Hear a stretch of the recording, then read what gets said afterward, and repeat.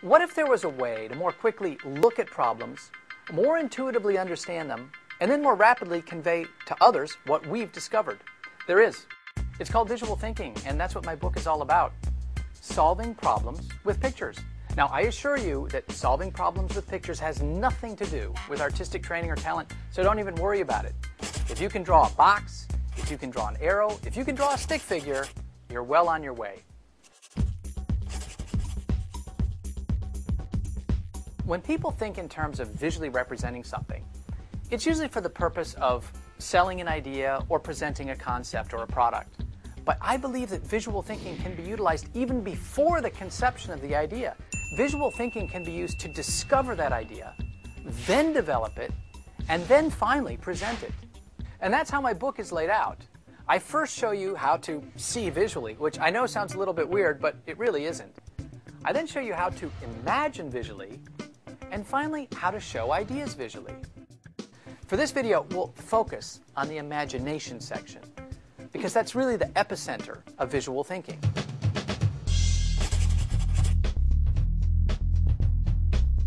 How do we jumpstart our imagination?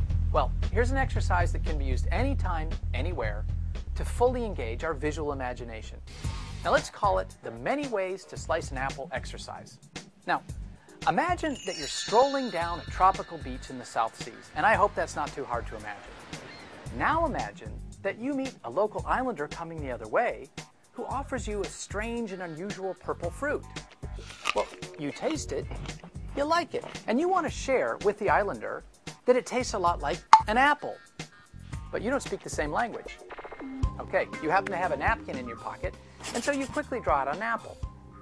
But it doesn't really resonate with the islander. Then you draw an apple tree. Then again, maybe it would be better to draw the whole orchard. Now you have 3 valid descriptions of the same apple, yet each looks quite different.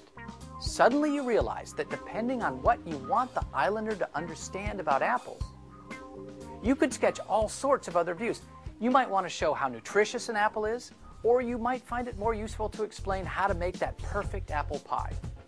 You may want to point out specific details of the fruit, or maybe it makes more sense to compare your apple with other fruits that the islander may already know.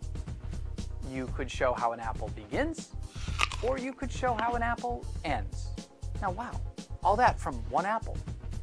Believe it or not, standing there on the beach with nothing but a pen, a napkin, and this islander looking at you, you've activated every corner of your mind's eye and both sides of your brain.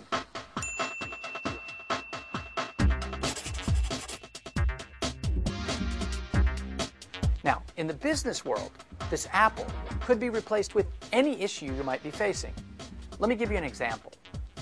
Let's talk for a moment about the world of coffee. Now, we all know that Starbucks is the biggest coffee chain in the world, right? If you're the CEO of Peet's, you can see that there's plenty of opportunity for growth.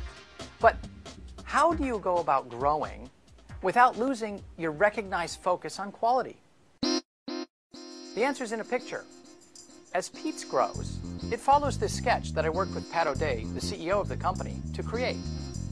To grow without losing focus on quality, you first establish your vision as the gold standard of coffee, and nothing is ever going to change that. Your mission, then, is to build the biggest base of dedicated coffee drinkers, people who know coffee and really appreciate it. Now, to achieve that, you break your operations into 4 pieces, each of which has its own objectives and quality measures. First, serve. Now, these are the folks that are pulling the shots and talking with customers every day. Next, develop. Now, this means human resources and training. These are the people that are making sure that everyone knows what they need to do and how they fit into the quality chain. Third is manage, which means everyone responsible for running the stores and running the business. And last is the group that's responsible to inspire, which means the senior leadership from the CEO to the head brewer. There you see it, the strategy of Peet's on the back of a napkin.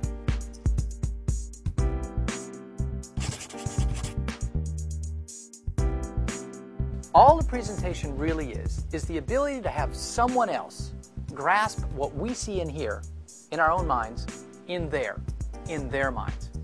And to do that, sometimes things like spreadsheets and PowerPoints just get in the way, and the back of a napkin really is all that we need. I hope you enjoy reading my book and begin drawing your way through your next problem or your next great idea.